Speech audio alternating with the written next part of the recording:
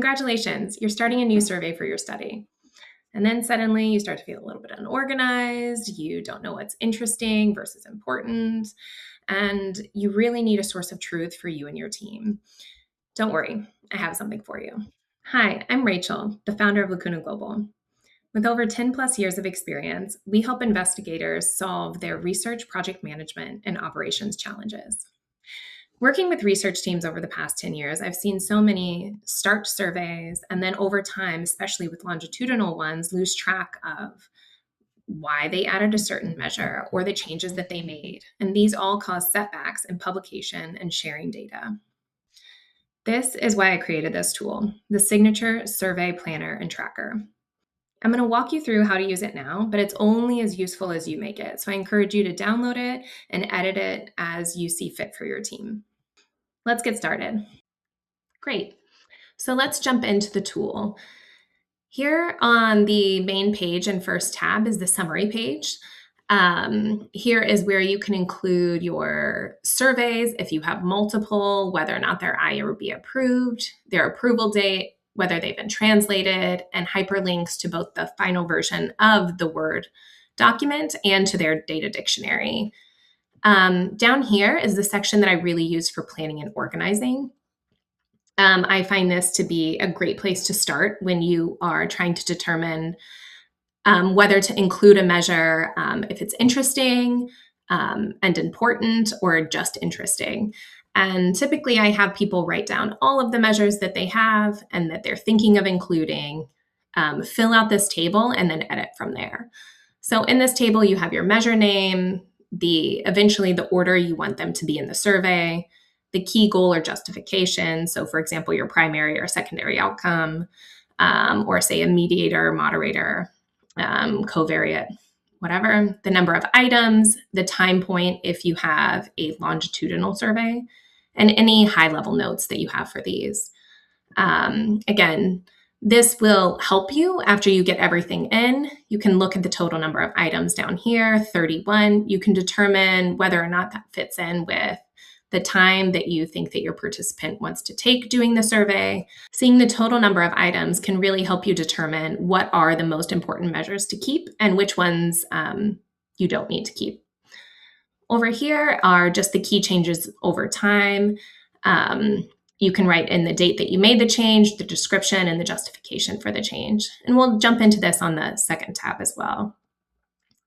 So once you've really determined what measures you want to include in your survey, you will make one tab per measure. So here's an example measure tab here. It starts out with that brief summary as you did in the beginning, the name, the survey name that it's included in, the number of items, and if it's longitudinal, which time point you're putting them in. Here we have some key citations for you to include their hyperlink, the validation study if the tool is validated, and other relevant publications. Here you can write down a little bit more about if the measure was translated and any changes you made during translation. Here in modifications is a place for you to keep any changes that you made for the tool. So for example, like small word changes like replacing child with teen, and the justification for making that change. Here is where you can put any validations such as acceptable ranges, min or max values, and any other validation items you wish to include about that particular measure. Below are the response options and categorization. Here's an example that I have about a Likert scale, but more importantly, I think is the categorization. Once you give this, say, for example, and share it with your biostatistician, they can really decide how to categorize some of these variables, and they should write that in here and the justification for why they grouped them the way that they did. And then you have record of this moving forward and as you're doing more publications. Here's scoring and interpretation of it. This may not be applicable to some measures, but for those that it is, it's really important to include things like cutoffs and any kind of interpretation that is unique to that tool.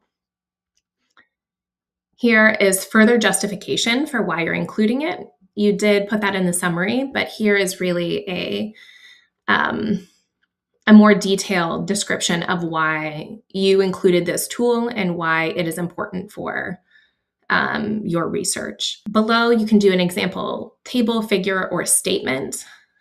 Here, I typically write out a full paragraph that I could then copy and paste into a publication's methods section.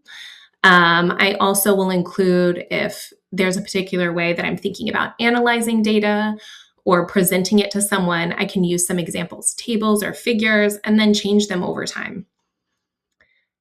Below, you should copy and paste your data dictionary output. So if you do use an electronic data capturing system, such as REDCap or Survey CTO, you can copy and paste it directly below. This can really help you double check that everything is correct, but it also can be great for your biostatistician, as they'll have their variable name here and how it looks directly when they export it from the program. This last section is for monitoring. So you can monitor things that you need to keep track of during the study, or that indicate key time points in your study. So for example, you may need to flag participants who report high risk behavior, or you might need to recruit a certain number of people in a specific category, and you want to make sure that there's equal distribution, and so you want to monitor it as you move along. So you'll make one of these measure tabs for each of your measures. And then this is something that I really encourage people to come back and edit and make changes to if and when they ever make changes to their survey. And then at the end, when you're ready to publish, this is a great tool to hand over to your biostatistician. I've had many say that this is the most useful tool that they've gotten. It really prevents a lot of the back and forth and displays these measures in a very clear and concise way, answering a lot of the questions that most people have when they're working through analysis. You could even ask your biostatistician to include additional notes on these documents so that you can keep track of them yourself. Include things like any kind of code or like cleaning files that they use. They could attach them here as well.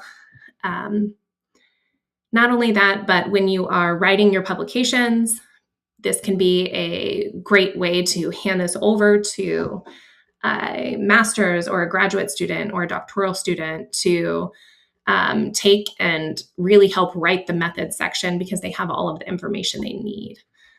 I hope this walkthrough has been helpful for you and that you download and customize this tool as you see fit. Please reach out to us if you have any questions or suggestions. We always love to talk research. And this is the first in a series of videos that I'm creating. So I hope you tune into the next one too. Thank you so much.